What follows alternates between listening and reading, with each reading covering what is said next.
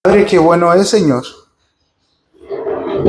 poder cantar que nos perdonaste, Señor.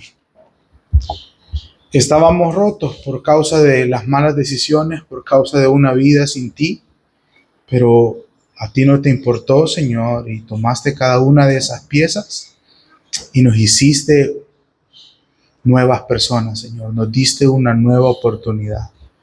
Ahora, Señor, podemos cantar que tu gracia es suficiente, Señor, que tu gracia ha vencido al pecado, que tu gracia ha vencido a la culpa, Señor, tu gracia ha vencido a quienes nosotros éramos, y es por tu gracia, Señor, que ahora podemos ser llamados hijos tuyos. Así es que esta tarde, Señor, nos encomendamos a ti, nos encomendamos a tu gracia y reconocemos, Señor, que solamente en ti podemos tener esperanza, Señor, que solamente en ti podemos tener salvación y vida eterna. Padre, ahora vamos a estudiar tu palabra. Te pido, Señor, que abras nuestras mentes, que nuestro entendimiento pueda comprender lo que tu palabra tiene para nosotros hoy, pero más que comprenderlo, que podamos ponerlo en práctica, Señor. Gracias por este tiempo. En el nombre de Jesús. Amén. Esta tarde tenemos el privilegio de empezar un nuevo libro, ¿sí? ¡Ey! Se alegraron, qué bueno. Esta tarde tenemos el privilegio de empezar un nuevo libro. Hemos terminado nuestra jornada, fueron 6 semanas que estuvimos estudiando una serie de el propósito de Dios para nuestra vida. Y aprendimos un montón de cosas que yo voy a continuar orando para que se conviertan en realidad en nuestras vidas. Que no se quede solo como información, sino en algo que podamos poner en práctica. Pero hoy nos corresponde volver a nuestro método de estudio habitual. Si usted viene por primera vez a Calvary y no sabía de qué se trata esto, bueno, nosotros estudiamos la Biblia libro por libro y verso por verso. Entonces, hoy volvemos a esa metodología, volvemos a esa manera de estudiar la Biblia y vamos a ir a el primer libro de Samuel. Búsquenlo en el Antiguo Testamento. Si ustedes tienen una de las Biblias que nosotros les prestamos, bueno, ya va a haber un separador ahí preparado para que ustedes encuentren con facilidad la cita. Pero si no, pues les doy un minutito para que en su Biblia vayan al primer libro de Samuel. Esto está en el Antiguo Testamento, un poquito después del libro de los jueces, que es el que estuvimos estudiando previamente. Así es que los invito a que vayan conmigo, primer libro de Samuel. Vamos a ir, por supuesto, al capítulo 1. Y ojo que es un libro, no una carta. Por eso es que es el primero de Samuel y no la primera de Samuel, pero eso solamente es un poco más de información. Primer libro de Samuel, capítulo 1. Vamos a leer el versículo 1 y luego vamos a platicar un poquito respecto del contexto. Dice la palabra del Señor, ¿lo tienen? Amén. Ok. Hubo un varón de Ramataim de Sofim, del monte de Efraín. Nos está dando la información geográfica de dónde era este varón. Por supuesto, al ser de Efraín, era un israelita, era parte del pueblo de Dios. Este varón se llamaba Elcana, hijo de Jeroam, hijo de Eliú, hijo de Toú, hijo de Suf, efrateo, es decir, de la tribu de Efraín. Ya nos ha presentado al varón, se llama Elcana. Vamos a ver qué dice de este hombre. Vean el versículo 2. Elcana tenía 2 mujeres. El nombre de una era Ana y el de la otra Penina. Y Penina tenía hijos, pero Ana no los tenía. Mire, aquí vamos a parar la lectura y vamos a hablar un poquito del contexto del libro, pero para introducir el contexto del libro yo tengo que hacer esta pregunta. Estamos hablando de este varón que se llama Elcana, ¿sí? Es un hombre que si lo trajéramos a nuestra actualidad diríamos que es cristiano, ¿sí? Ya lo vamos a ver más adelante. Un hombre del pueblo de Dios que tiene, ¿qué es lo que les llamó la atención? Además de que el nombre está un poco particular. ¿Qué les llamó la atención acerca de Elcana? Tiene 2 esposas, ¿sí? Y entonces, ¿cómo es posible? Debería ser la pregunta mientras nosotros leemos esto. Que un hombre cristiano, parte del pueblo de Dios, tenga 2 esposas. ¿Por qué? Eso no es común, eso no está bien. déjenme darles un poquito de contexto histórico y vamos a hablar no solo del Cana, sino de la condición en la que se encontraba el pueblo en este entonces. Este libro es cronológicamente en la historia una continuación del libro de los jueces.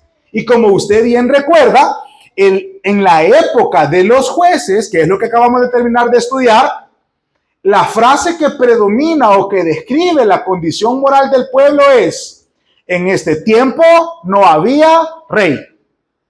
Cada quien hacía lo que bien le parecía. Entonces, ¿por qué el Cana tiene dos esposas? Porque vivían como cada quien se le daba la gana.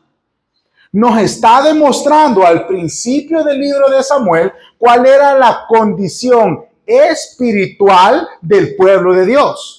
Este era el pueblo de Dios, lo estudiamos a lo largo del libro de los jueces.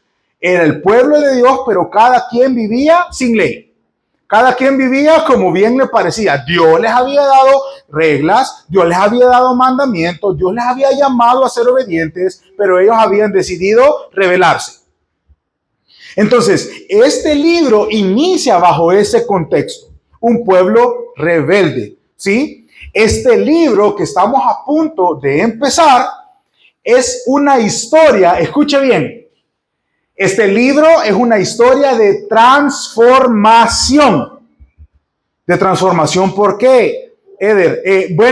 Es una historia de transformación porque a lo largo de los capítulos que vamos a estudiar, vamos a encontrar la historia de cómo Dios, que por cierto, o dicho sea de paso, es experto en transformar vidas, ¿sí? Dios, siendo un experto en transformar situaciones caóticas, vamos a estudiar en este libro cómo Dios transformó a este pueblo de ser un pueblo rebelde que vivía como se le daba la gana, de un pueblo que era anarquista. ¿Cómo se convirtió este pueblo rebelde en un reino unido que era luz para las demás naciones? Cuando nosotros vamos más adelante en la historia y llegamos al punto en el que el rey David gobernó sobre Israel, dice que todas las tribus estaban unidas y todos veían y buscaban a Dios de la misma manera en la que el rey David lo hacía. Y las naciones alrededor veían al pueblo de Dios y lo admiraban por la grandeza, no de David su rey, sino de Jehová su Dios. Entonces la pregunta es, ¿cómo pasamos de la historia de Jefté, la historia de Sansón, la historia de Gedeón, la historia de Débora y todo este caos moral a un reino que es luz para las naciones? Entonces, insisto en decir, este libro que estamos a punto de estudiar es una historia de transformación. Es una historia de, una vez más, Dios mostrando que puede tomar algo que está totalmente destruido, como lo cantamos recién, ¿sí? Nosotros estábamos rotos, estábamos muertos, dice la palabra, en nuestros delitos y pecados, estábamos destrozados, desamparados, andábamos perdidos. El Señor tomó esas piezas y nos transformó en nuevas criaturas. Bueno, exactamente eso es de lo que se trata este libro. Sin embargo, conforme vayamos avanzando a través de los capítulos y nos metamos en estas historias difíciles y dolorosas, nos vamos a dar cuenta precisamente de eso. Escuche bien, que la transformación duele. Que la transformación es un trabajo lento, difícil y doloroso. Y vamos a ir viendo, ¿sí?, cómo fueron transformados por medio de la desobediencia, por medio de las consecuencias, por medio muchas veces del castigo, por medio de diferentes cosas. Pero si a usted le preguntan, ¿y vos sos cristiano? Sí, soy cristiano. ¿Y vas a la iglesia? Sí, voy a la iglesia. ¿Y qué aprendieron en el servicio? Bueno, estamos estudiando el libro de Samuel. El libro de Samuel. ¿Y de qué se trata? Es una historia de transformación. Es una historia de cómo Dios transformó a un pueblo rebelde, necio, obstinado, ¿sí?, que insistía. ¿Se acuerdan? El versículo que se repite también en los jueces es, y volvieron a hacer lo malo. Y volvieron a hacer lo malo. Bueno, la pregunta es cómo se convirtieron de esos que hacían lo malo y hacían lo que querían a una nación que era luz para todo el mundo. Eso es lo que vamos a estudiar a lo largo del libro de Samuel. Este libro, además, es un recordatorio. Escuche, este libro es un recordatorio que Dios no nos creó para que nos gobernáramos a nosotros mismos, ¿sí? No es esa la naturaleza, no es eso el plan de Dios. El plan de Dios nunca fue que nosotros nos gobernáramos a nosotros mismos.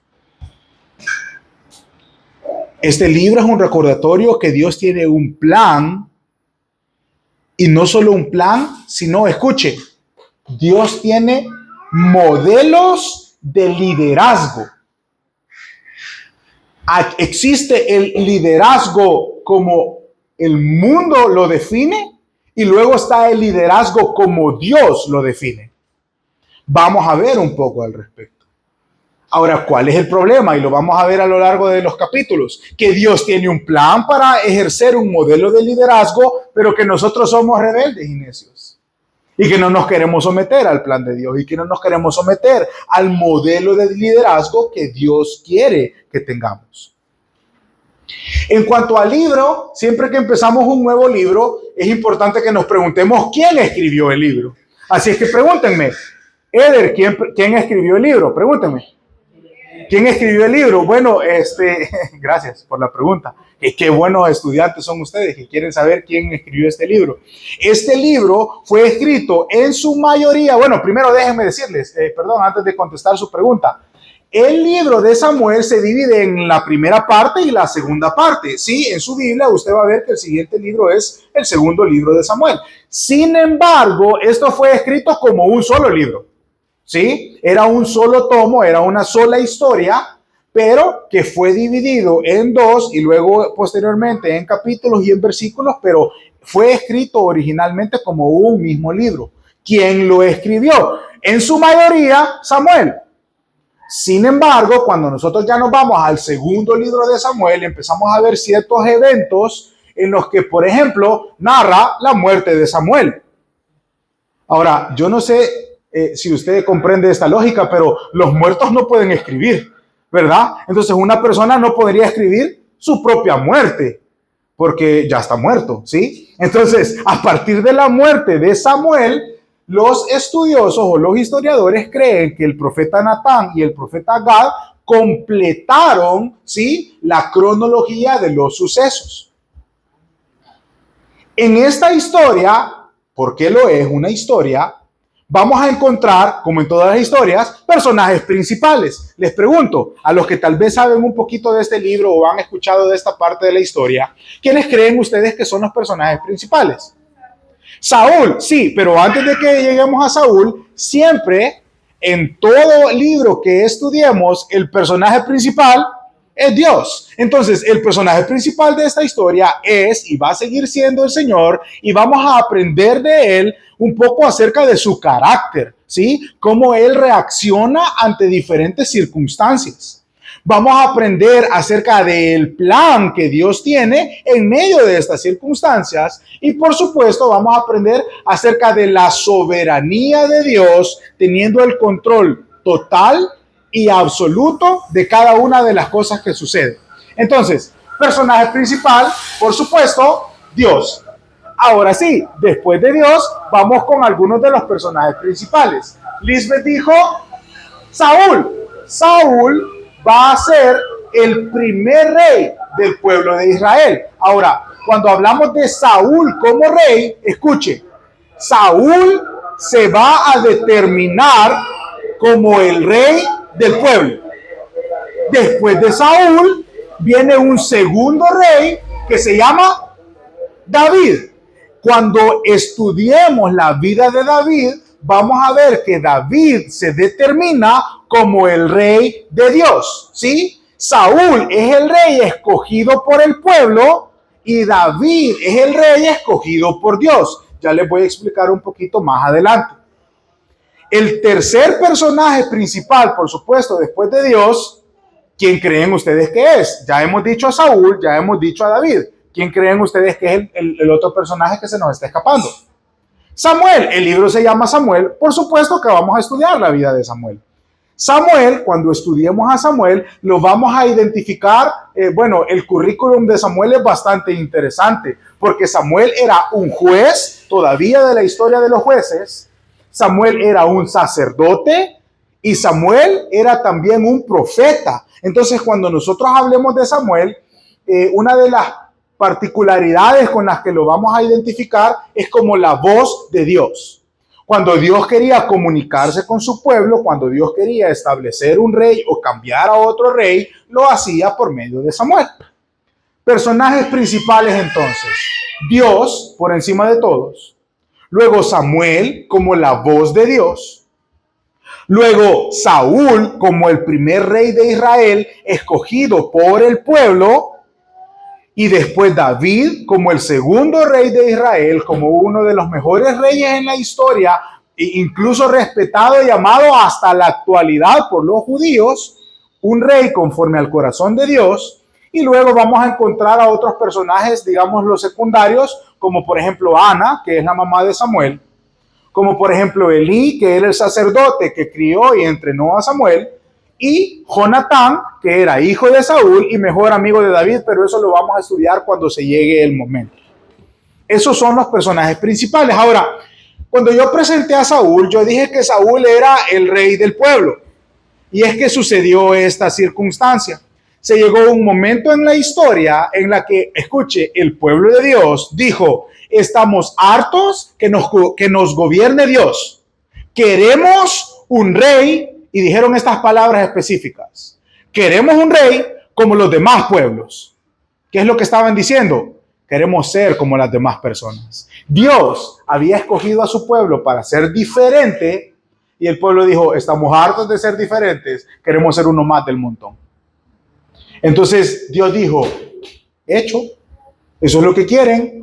Ahora yo les voy a dar un rey, pero ese rey les va a costar caro.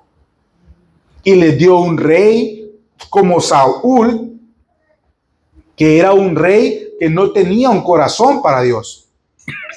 Regálame agua, por favor. Era un rey que no amaba al Señor y que no seguía al Señor como sí lo hizo David posteriormente.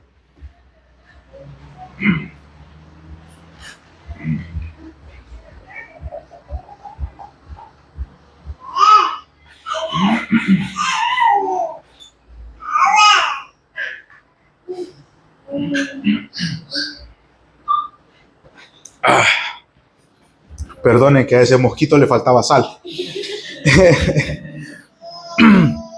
¿Qué estaba diciendo? El pueblo quería un rey. Entonces pidieron un rey, Dios les dio un rey. Pero vamos a ver que Saúl distaba mucho de ser el mejor rey de la historia. Así es que vamos a hablar un poco al respecto de eso. Los temas principales del libro, si tuviéramos que enlistarlos sin entrar en detalles por ahorita, uno de los principales temas es el que ya les he mencionado: la transformación, ¿sí? Este pueblo estaba a punto de ser transformado de un pueblo rebelde a un pueblo que iba a ser luz. Otro megatema o temas principales o globales que se encuentran en el libro es el liderazgo, por ejemplo. Vamos a ver el modelo de liderazgo y vamos a ver distintos modelos de liderazgo y parejas de líderes.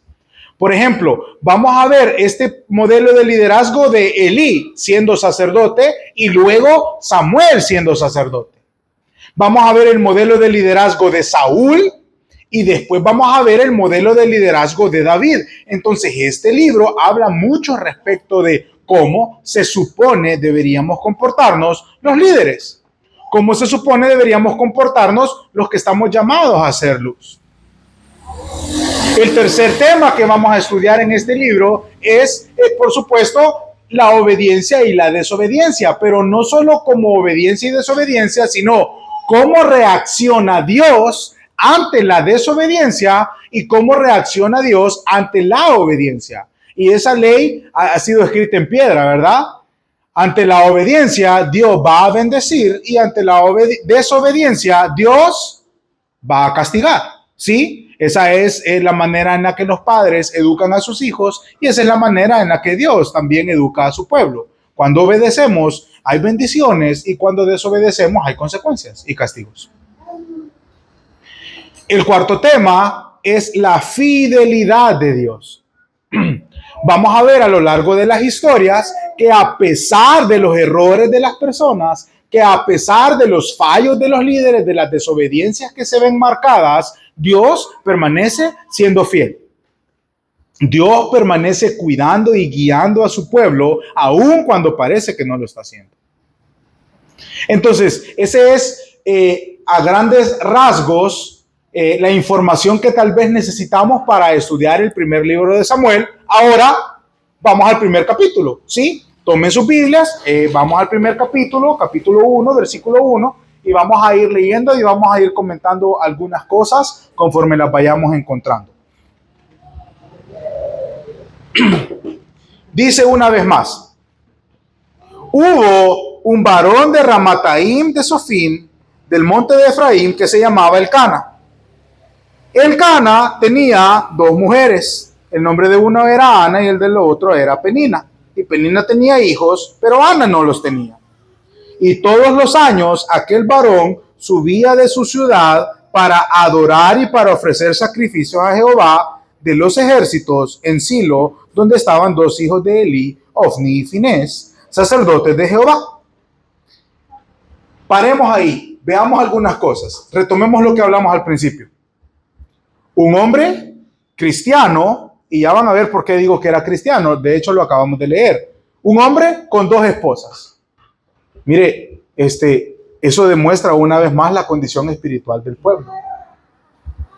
El deseo de Dios desde el principio es que el hombre se uniera a una esposa en el sagrado acto del matrimonio, ¿sí?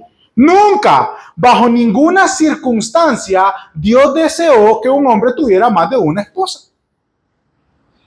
Ahora, déjenme contarles un poquito por qué lo hacían. En esa cultura, entre más esposas tenía una persona, de mayor renombre se hacía.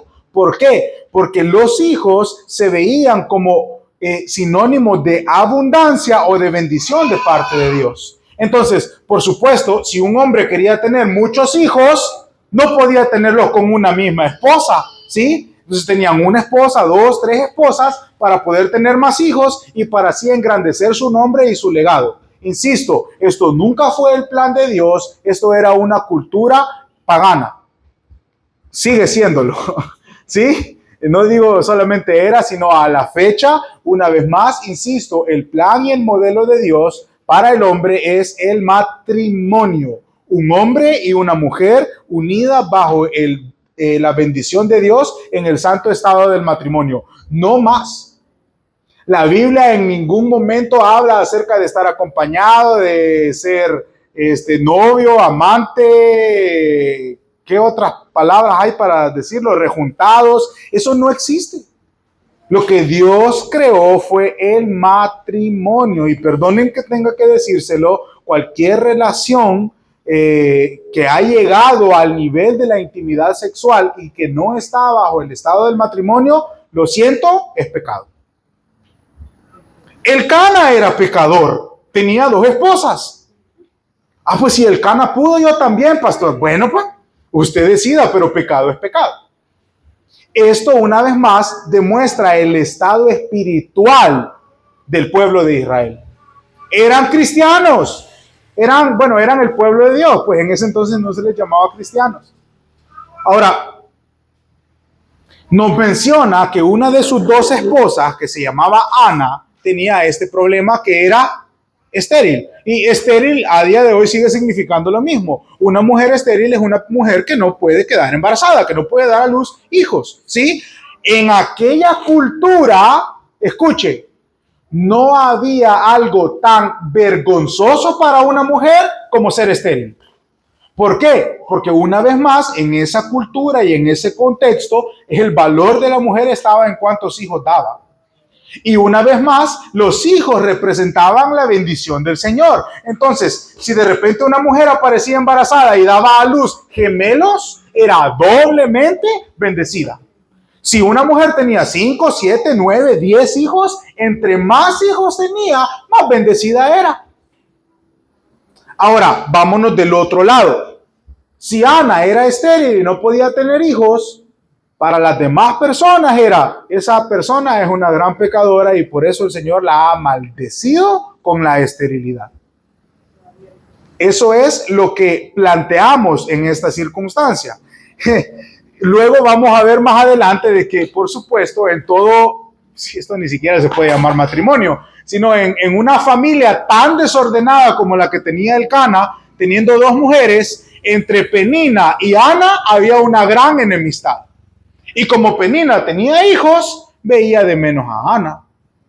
Mire, y yo cuando lo leía decía, ¿y qué esperaba, verdad, este hombre?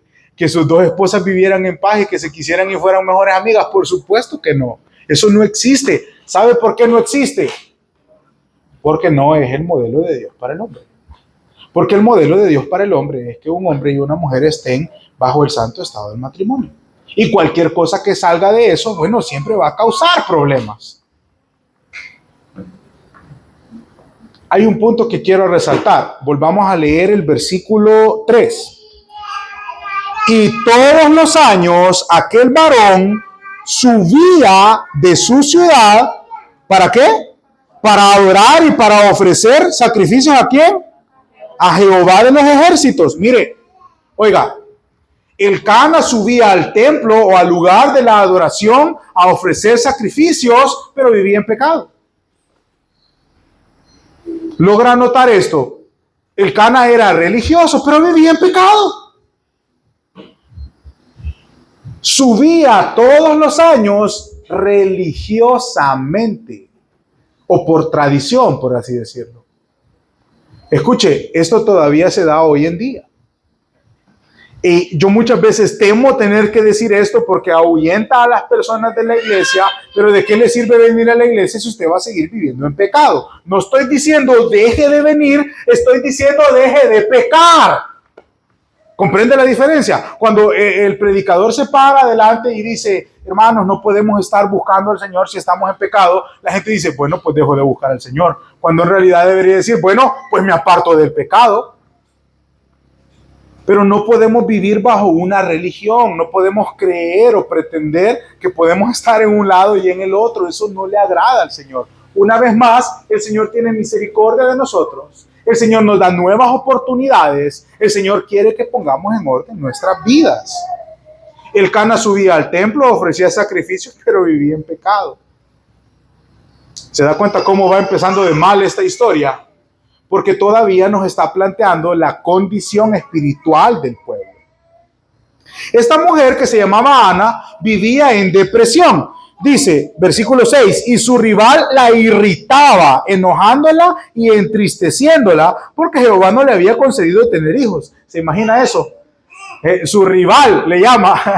Por supuesto, ¿verdad? Que no le va a llamar su compañera o su coesposa o algo así. Eran rivales. Mire, qué fea la rivalidad en cualquier lugar. Pero todavía peor, la rivalidad en la familia. Estas dos esposas, por supuesto, eran rivales. ¿Quién tenía la culpa? ¡El esposo! ¿Cómo se te ocurre tener dos esposas en el mismo hogar? No estoy diciendo que las tengan en hogares separados. Estoy diciendo, ¿qué esperas? ¿Sí? Ahora, esta persona, Ana, dice, así hacía cada año por causa de las burlas que le hacía a Penina cuando subía a la casa de Jehová, la irritaba. Por lo cual, Ana lloraba y no comía. Ana vivía en depresión.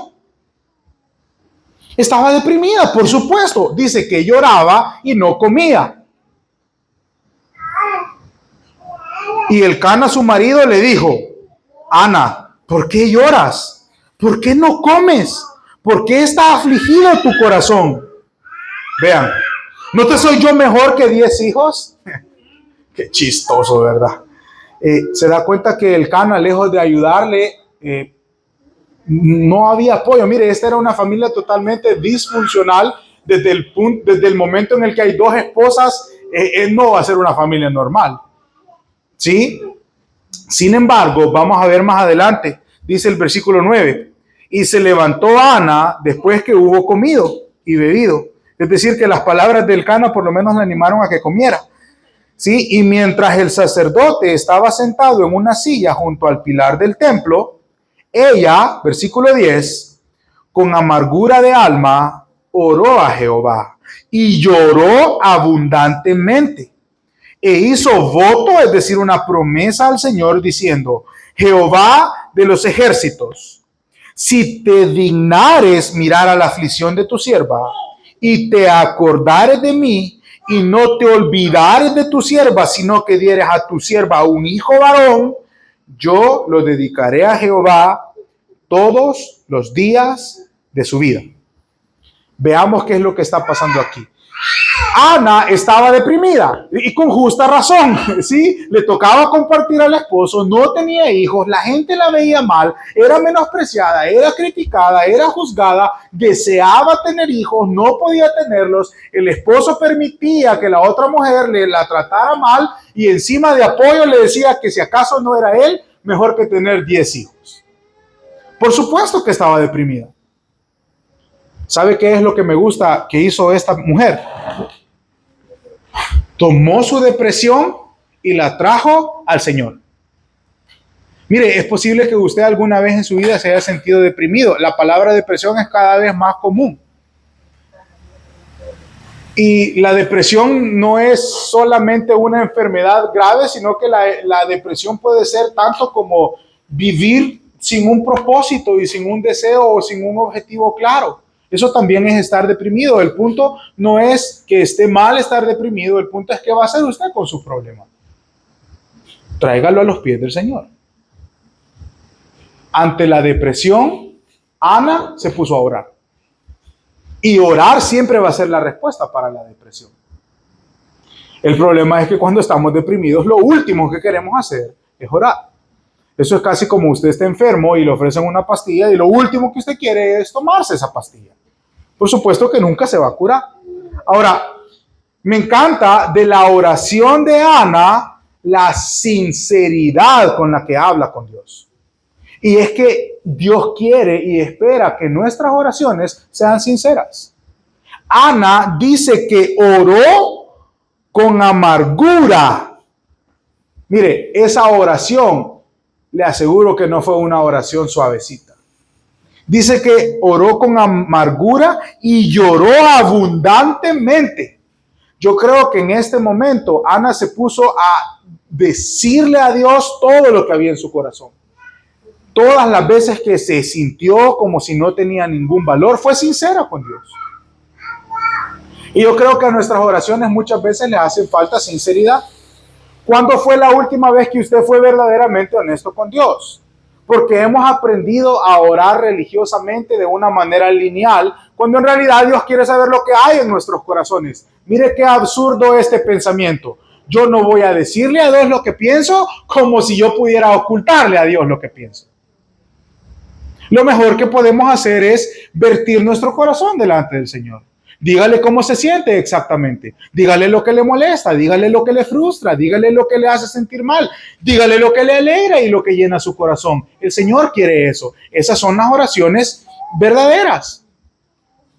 En medio de esa oración, Ana hizo una promesa al Señor. Y ella le prometió: Señor, si tú me das un hijo varón, yo te voy a entregar a ese niño para que te sirva todos los días de su vida. Vamos al versículo 18. Y ella dijo, es decir, Ana: halle tu sierva gracia delante de tus ojos. Y se fue la mujer por su camino y comió y no estuvo más triste. Se da cuenta que dejó su depresión ahí a los pies del Señor. Se fue y dijo, bueno, ya le entregó su carga al Señor, ahí que quede. Y levantándose de mañana, adoraron delante de Jehová y se volvieron a su casa. Y Elcana se llegó a su mujer y Jehová se acordó de ella. Es decir, que Ana quedó embarazada. Y aconteció que al cumplirse el tiempo, después de haber concebido a Ana, dio a luz un hijo y le puso por nombre Samuel. O sea que esta es la historia de cómo nació Samuel. O sea que Ana y Elcana son los papás de Samuel. Le puso por nombre Samuel diciendo, por cuanto lo pedí a Jehová. ¿Sabe usted lo que significa el nombre de Samuel? Samuel significa Dios escucha. ¿Qué fue lo que escuchó Dios? La oración de Ana. ¿Qué tipo de oraciones escucha Dios? Las que salen directo de nuestro corazón. Mire, no existe un taller para aprender a orar. Las oraciones deberían de ser sinceras. Lo que Dios escucha es cuando nosotros hablamos de nuestro corazón, y Samuel era la prueba viviente de eso.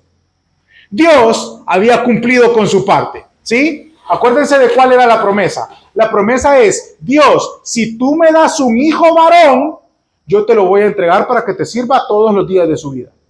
Y Dios dijo, hecho, le tomó la palabra a Ana, ¿sí? Y cumplió su parte, y un año después, Ana estaba chineando a Samuel. Y le puso Samuel como un recordatorio que era una oración escuchada. Eso es lo que significa el nombre de Samuel. Ahora, cuando sucede algo como esto, no debería sorprendernos. ¿Por qué? Porque Dios siempre cumple sus promesas. Siempre que Dios se compromete a hacer algo, Él cumple absolutamente todas las veces. La pregunta que deberíamos hacernos es, ¿será que Ana va a cumplir con su parte? Veamos qué dice la historia. Versículo 22. Pero Ana no subió. No cumplió. Bueno, sigamos leyendo. Sino que dijo a su marido, yo no subiré hasta que el niño sea destetado, es decir, que crezca, para que lo lleve y sea presentado delante de Jehová. ¿Y qué dice? Y se quede allá para siempre. ¿Se dan cuenta cómo se debió haber sentido Ana? Chineó su bebé y desde que lo tuvo en sus brazos supo que ese bebé no le pertenecía. Era una oración escuchada, pero ese bebé le iba a pertenecer al Señor. Y lo cuidó por 3 o 4 años, que es más o menos el tiempo que dicen que tiene. Y dice que subió en el versículo 24, después que lo hubo destetado, eso es a los 3 o 4 años, lo llevó consigo con 3 becerros, un efa de harina y una vasija de vino. Y lo trajo a la casa de Jehová en Silo. Y el niño, ¿cómo era? Dice, era pequeño. ¿Se da cuenta del dolor que tuvo que haber sentido esta mamá al traer a su bebé de quizás 3 o 4 años y dejarlo en el templo? Pero ella había hecho una promesa al Señor y ella estaba dispuesta a cumplirla, aún así eso le rompiera su corazón. Ana cumplió su parte. Versículo 27. Dijo Ana, por este niño oraba, y Jehová me dio lo que le pedí. Yo pues lo dedico también a Jehová. Todos los días que viva será de Jehová. Y adoró ahí a Jehová. Vea cómo termina esta historia. Ana cumplió su parte. A este punto de la vida de Ana, ¿qué creen que era lo más valioso que tenía? Su hijo, por supuesto. Era la causa de su depresión y ahora la causa de su alegría. Pero ella había prometido que cuando tuviera un hijo varón se lo iba a entregar al Señor. Entonces, ¿estamos de acuerdo en decir que Ana le entregó al Señor lo más valioso que tenía? ¿Saben cuando leí esto, de qué me acordé? Que de tal manera amó Dios al mundo, que entregó a su único hijo para salvarme. ¿Se da cuenta que aquí está el evangelio por debajo de la letra? Vemos a una mamá entregando lo más valioso que tenía, al igual que vemos hace 2000 años a un padre amoroso entregando a su único hijo para salvarlo a usted y para salvarme a mí. Si Ana fue capaz de entregarle su corazón o la pieza más importante de su vida al Señor, si Dios fue capaz de amarnos tanto que entregó a su único hijo para salvarnos, ¿qué estamos esperando nosotros para entregarle al Señor nuestra vida? Lo que sea que es valioso para usted, ríndalo a los pies del Señor. Esta historia es una historia de transformación. Y toda historia de transformación empieza en un caos. Quizás su vida hoy en día es un caos. Quizás su corazón es un nudo y no sabe qué decisión tomar. Entréguele su corazón al Señor. Sea como Ana y traiga sus peticiones, traiga sus problemas a los pies del Señor. Toda historia de transformación empieza con un caos. Dios quiere transformar su vida. Dios quiere transformar todavía mi vida. Dios es experto, escuche, en transformar el caos en bendición. Pero para eso nosotros tenemos que tomar el primer paso, y el primer paso es venir al Señor. Amén. Oremos. Padre, gracias, Señor, por la oportunidad que nos das de estudiar tu palabra y recordar cómo inició esta historia, Señor. Este niño Samuel iba a convertirse en un gran hombre de fe que haría grandes cosas para ti, Señor. Pero todo empezó en una familia totalmente destruida, en una situación caótica, en algo imposible, Señor. Y aún en medio de lo imposible, tú obraste para bien. Así es que esta noche, Señor, nos encomendamos a ti, ponemos nuestros corazones en tus manos. Y cualquiera que sea el caos que hay en nuestras vidas, cualquiera que sea la circunstancia que nos preocupa o que nos genera ansiedad o que nos quite el sueño o que nos desespera o nos llena de depresión y profunda tristeza, lo rendimos delante de ti, Señor. Una vez más recordamos que tú tomaste las piezas de nuestro corazón roto y nos salvaste, Señor. Así es que ayúdanos a vivir de tal manera que te honremos, Señor, y que te glorifiquemos. Y toma, Señor, los pedazos rotos de nuestro corazón y transfórmalos en algo nuevo, Padre. Gracias por este tiempo, gracias por tu palabra, Señor, y te pido que pueda dar fruto en la vida de muchos, Padre. En el nombre de Jesús. Amén. ¿Qué les pareció la historia de Samuel?